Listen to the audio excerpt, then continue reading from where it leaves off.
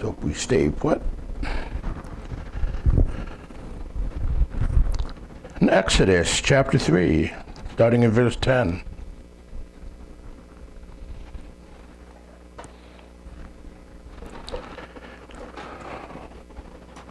Exodus 3, verse 10. Come now, therefore, and I will send thee unto Pharaoh, that thou mayest bring forth my people, the children of Israel, out of Egypt. Moses said unto Elohim, Who am I, that I should go unto Pharaoh, that I should bring forth the children of Israel out of Egypt? And he said, Certainly I will be with thee, and this shall be a token unto thee, that I have sent thee. When thou hast brought forth the people out of Egypt, you shall serve Elohim upon this mountain. And Moses said unto Elohim, Behold, when I come unto the children of Israel, and shall say unto them, The Elohim of your fathers has sent me unto you, and they shall say to me, What is his name? What shall I say unto them? And Elohim said unto Moses, I am that I am. And he said, Thus shalt thou say unto the children of Israel, I am has sent me unto you. And Elohim said moreover unto Moses, Thus shalt thou say unto the children of Israel, Yahweh Elohim of your fathers, the Elohim of Abraham, the Elohim of Isaac, the Elohim of Jacob, has sent me unto you. This is my name forever. This is my memorial unto all generations. Exodus 4, verse 1. And Moses answered and said, But behold, they will not believe me, nor hearken unto my voice. For they will say, Yahweh has not appeared unto thee. And Yahweh said unto him, What is in your hand? And he said, A rod. And he said, Cast it on the ground. And he cast it on the ground, and it became a serpent. And Moses fled from before it. And Yahweh said unto Moses, Put forth thy hand, and take it by the tail. And he put forth his hand, and caught it, and it became a rod in his hand. That they may believe that Yahweh Elohim of their fathers, the Elohim of Abraham, the Elohim of Isaac, and the Elohim of Jacob, has appeared unto thee. And Yahweh said furthermore unto him, Put now thy hand into thy bosom. And he put his hand into his bosom, and when he took it out, behold, his hand was leprous as snow. And he said, Put thy hand into thy bosom again. And he put his hand into his bosom again, and plucked it out of his bosom, and behold, it was turned again as his other flesh. And it shall come to pass, if they will not believe thee, neither hearken to the voice of the first sign, that they will believe the voice of the latter sign. And it shall come to pass, if they will not believe also these two signs, neither hearken unto thy voice, that thou shalt take of the water of the river, and pour it upon the dry land. The water which thou takest out of the river shall become blood upon the dry land. And Moses said unto Yahweh, O my Lord, I am not eloquent, neither heretofore nor since thou hast spoken unto thy servant. But I am slow of speech, and of a slow tongue. And Yahweh said unto him, Who has made man's mouth? Or who makes the dumb, or deaf, or seeing, or the blind? Have not I Yahweh? Now therefore go, and I will be with thy mouth, and teach thee what thou shalt say. And he said, O my Lord, send, I pray thee, by the hand of him whom thou wilt send. And the anger of Yahweh was kindled against Moses. And he said, Is not Aaron the Levite yet thy brother? I know that he could speak well. And also, behold, he comes forth to meet thee. And when he sees thee, he will be glad in his heart. Thou shalt speak unto him, and put words in his mouth. And I will be with thy mouth and with his mouth, and will teach you what you shall do. And he shall be thy spokesman unto the people, and he shall be to thee instead of a mouth, and thou shalt be to him instead of Elohim. And thou shalt take this rod in thy hand, wherewith thou shalt do signs. Why is it that we feel that we can offer excuses when it comes to things of the congregation that would be ridiculous if used anywhere else? Have you ever wondered what would happen if people were as interested and committed and determined about the congregation as they are about sports or any number of other pastimes?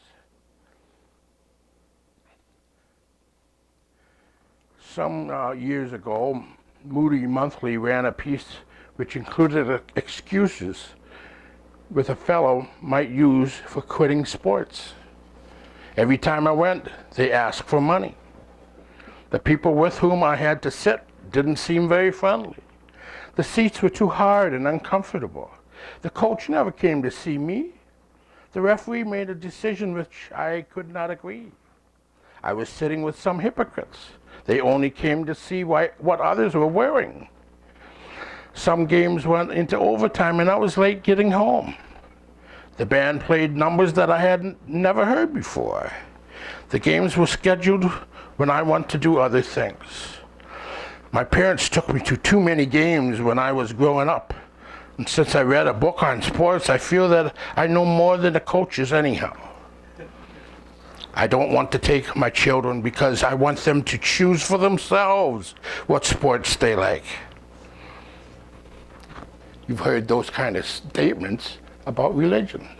It just shows you how utterly ridiculous it is when you just change religion to sports. You need to remember in Exodus 3, we have seen Yahweh tell Moses that he has heard the cry of Israel for deliverance and that he is now ready to deliver them. Then the surprise came. In verse 10, Yahweh said, "Come now, therefore, and I will send you to Pharaoh, that you may bring my people, the children of Israel, out of Egypt." Remember, Moses is 80 years old by now.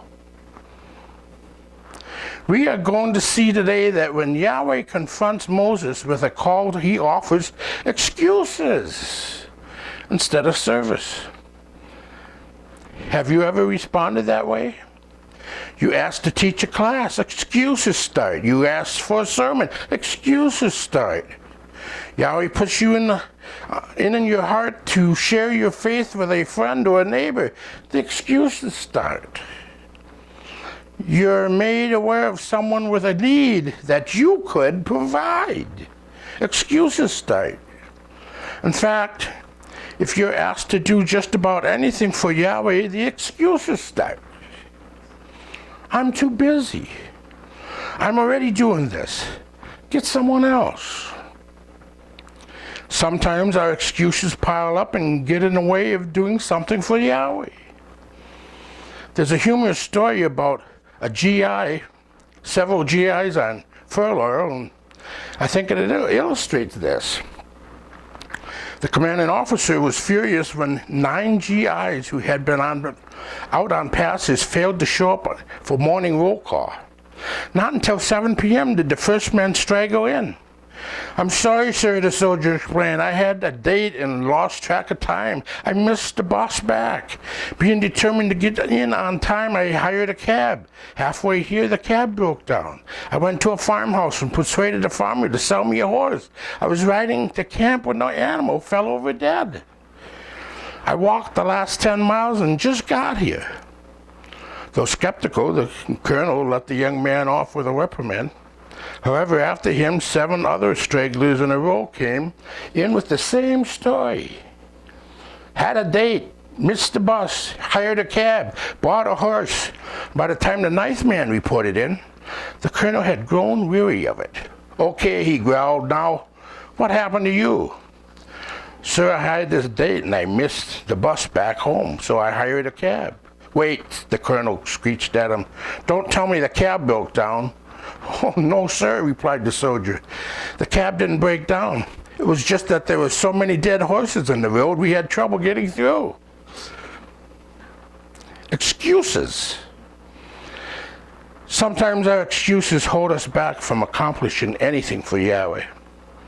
Moses had his reasons for not following the call of Yahweh.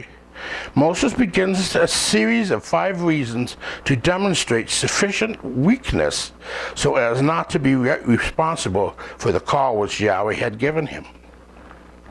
Excuse number 1, the who me. The first excuse that Moses offers is kind of pitiful, but see if it does not sound like something that you might have said to Yahweh. Verse 11 says, "But Moses said unto Elohim, Who am I that I should go to Pharaoh, and that I should bring the children of Israel out of Egypt?" Moses no doubt remembered his earlier failures. And Stephen relates the story in chapter 7 of the book of Acts, verse 23 to 29. "Now when he was 40 years old, it came into his heart to visit his brethren, the children of Israel, and seeing one of them suffer wrong, he defended and avenged him who was oppressed, and struck down the Egyptian. For he supposed that his brethren would have understood that Elohim would deliver them by his hand. But they did not understand. And the next day he appeared, the 2 of them were fighting, and tried to reconcile them, saying, Men, you're brothers. Why do you wrong one another? But he who did his neighbor wrong pushed him away and said, Who made you a ruler and judge over us? Do you want to kill me as you did the Egyptian yesterday? When Moses tried this deliverance thing 40 years earlier, he was neither believed nor listened to. If they did not believe Moses 40 years prior, why should they believe him now? It's a terrible thing to believe that when we speak, that no one is going to listen to us or believe us. I run across people in stores that came up from down south in Tampa Bay area. Hey, we watched you on video. Strangers, you don't realize. Family members telling us later on, thinking you never would have dreamed of them watching. They turn out and say, tell us, pull us aside and say, I've been watching your videos. But the past is redeemable. We may feel that everything is set in concrete, but the truth is, things change, people change, we change. But what Moses had failed to realize is that people of Israel and he himself are at a different spiritual place than they were 40 years earlier. Moses is terrified of being rejected and feeling like a failure. Yahweh answered Moses in chapter 3, verse 12. So he said, I will certainly be with you, and this shall be a sign to you that I have sent you. When you have brought the people out of Egypt, you shall serve Elohim on this mountain. Moses' first excuse expressed doubt of himself. His second excuse, unfortunately, however, expressed doubt in Yahweh. By what authority? Then Moses said to Elohim, Indeed, when I come to the children of Israel and say to them, The Elohim of your fathers have sent me to you, and they say to me, What is his name? What shall I say to him? Yahweh didn't ask Moses to go and explain all that he did not know about Elohim. He just asked him to go and explain what he did know. Yahweh's response in verse 14 and 15, and Elohim said to Moses, I am who I am. And he said, Thus shall you say to the children of Israel, I am has sent me to you. Moreover, Elohim said to Moses, Thus shall you say to the children of Israel, Yahweh Elohim of your fathers, the Elohim of Abraham, the Elohim of Isaac, the Elohim of Jacob, has sent me to you. This is my name forever, and this is my memorial to all generations. Yahweh says, I am who I am. Yahweh told Moses, it doesn't have to do with who you are, but who I am. In any conflict, it's important to know who is sending you into battle. What is the reason why so many people are not committed to Yahweh? Quite frankly, they do not know Yahweh. They sort of know about him, but like the Hebrews in Egypt, they have lost track of who Yahweh is. He is not a grandfather figure sitting in heaven, merely watching our antics and turning a deaf ear to our language, closing his eyes and winking at our sin. He is not only the giver of life, he is life. When Yahweh tells Moses that I am who I am, he is literally saying that I am he who was and is and always shall be. Or, I will continue to be what I have always been. Then excuse 3 is, what ifs? Then Moses answered and said, but suppose they will not believe me or listen to my voice. Suppose they say, Yahweh has not appeared to you. In the King James Version, Moses' third excuse began with the words, what if? And it was totally hypothetical. Moses' response was, but what if they are asking me a question that I don't have the answer for? Have you ever used that as an excuse for not sharing your faith? I would, but I am not an expert on the Bible. They might ask me a question that I do not know the answer to. What ifs are victory killers, zeal quenchers. Excuses will relegate us to second best. Moses was not concerned about what might happen. He didn't hear what Yahweh said would happen. Yahweh gave Moses 3 proofs. First, his staff turns to a serpent and back again. So Yahweh said to him, what's in your hand? He said, a rod.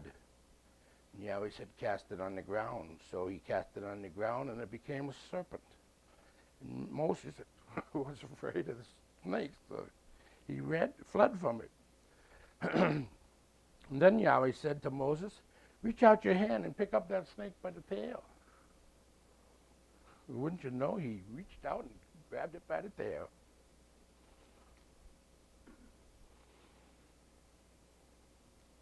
Elohim of they will believe when they see this, and they will say, Yahweh, Elohim of the fathers, the Elohim of Abraham, the Elohim of Isaac, the Elohim of Jacob has appeared to you. It's important to note that Yahweh did not ask Moses to use something that he does not have.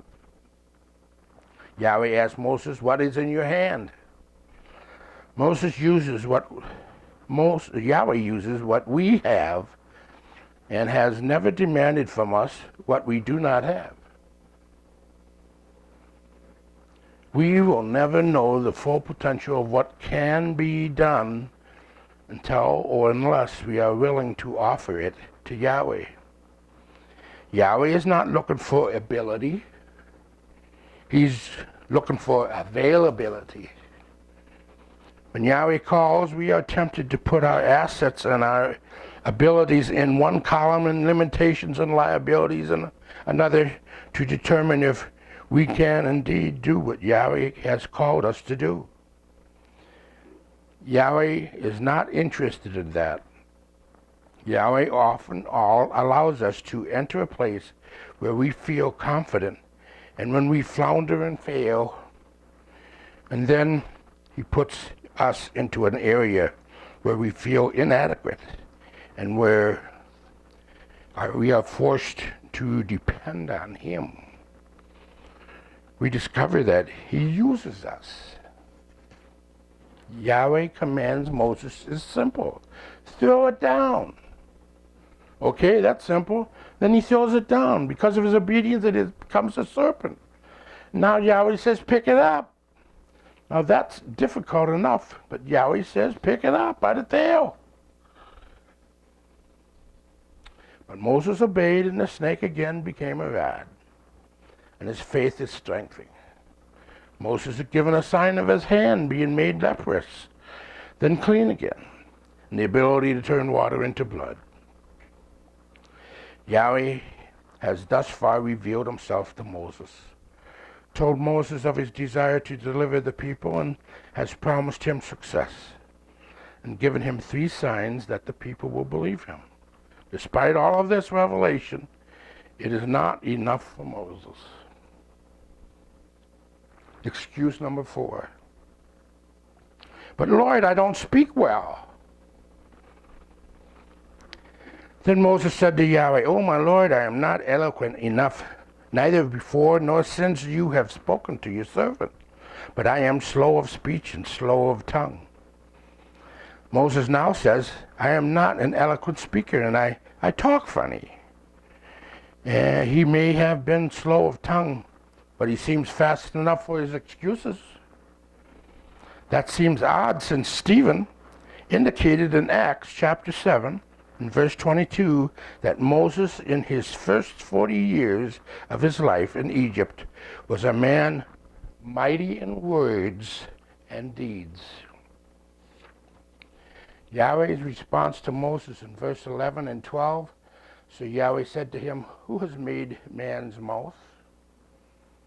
Or who has makes the mute and the deaf and the seeing and the blind? Have not I, Yahweh? Now therefore go, and I will be with your mouth and teach you what you shall say. Our inadequacies are not a problem for Yahweh. He made us the way we are. But if we do not make ourselves available, then Yahweh's plan for our lives cannot go forward. Then we have excuse 5. Send someone else. But he said, O my Lord, please send by the hand of whomsoever else you may send.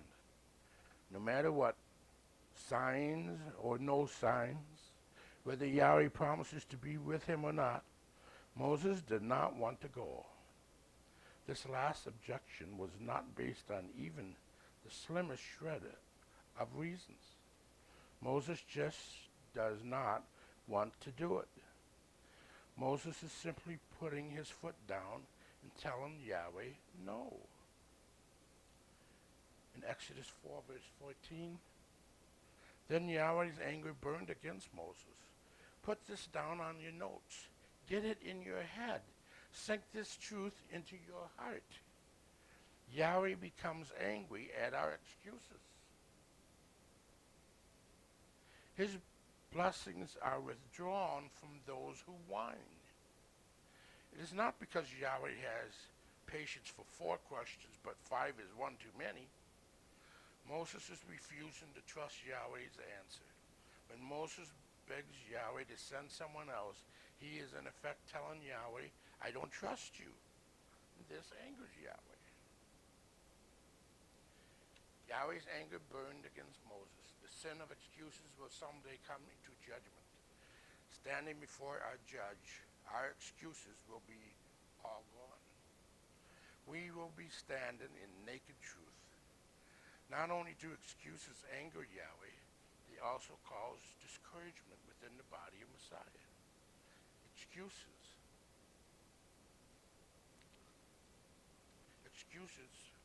force a wedge to bring division and discouragement. We do not need someone else to do what Yahweh is calling us to do. If we let others do what we are afraid to do, we're probably letting them do what Yahweh is calling us to do. Have you ever stopped to realize the harm you are doing when you retreat in fear? In the later part of verse 14, Yahweh says to Moses, and he said, is not Aaron the Levite your brother? I know that he can speak well. And look, he is also coming out to meet you. When he sees you, he will be glad in his heart. Now you shall speak to him and put the words in his mouth. And I will be with your mouth and with his mouth. And I will teach you what you shall do. So he shall be your spokesman to the people. Yahweh accommodated Moses, his lack of faith. But the compromise was less than Yahweh's best. Moses was Yahweh's man for the job, but he told Moses that his brother Aaron would be allowed to assist him. Once the children of Israel left Egypt, Aaron, his brother, got the children of Israel in trouble by making an idol while Moses was up in Mount Sinai receiving the Ten Commandments. Yahweh's perfect will is always better than his permissive will. Now we see a breakthrough. Moses finally responds in obedience in Exodus 4 verse 20. So Moses took his wife and sons, put them on a donkey, and started back to Egypt. And he took the staff of Elohim in his hand. Moses ultimately did as Yahweh asked. Think of the lives that he touched because of his obedience. Over 2 million Israelites under Moses eventually walked out of the land of slavery. When we walk in obedience, we too will touch the lives of those around us. Let me leave you with this final thought. It is a great deal easier to do that which Yahweh gives us to do, no matter how hard it is, than to face the responsibilities of not doing it. The cost of obedience is nothing when compared to the cost of disobedience. Can't or won't. Believers need to be very careful which one they choose. Although we often choose to say we can't, in reality it is a case of I won't. Is your excuse I can't or I won't? Let's face facts when we refuse to follow Yahweh. It's because we won't. We disobey because we choose to, not because we have to. The sooner we accept the truth, the sooner we can make a change. Intricately involved in Yahweh's calling is Yahweh's plan. Now listen carefully to what I'm about to say to you. You may not understand. Yahweh has a plan, but he never expects you to carry out the plan. He is going to see that it is carried out. He simply wants you to make yourself available as his instrument. After all, it's his reputation at stake, not yours. Yahweh bless.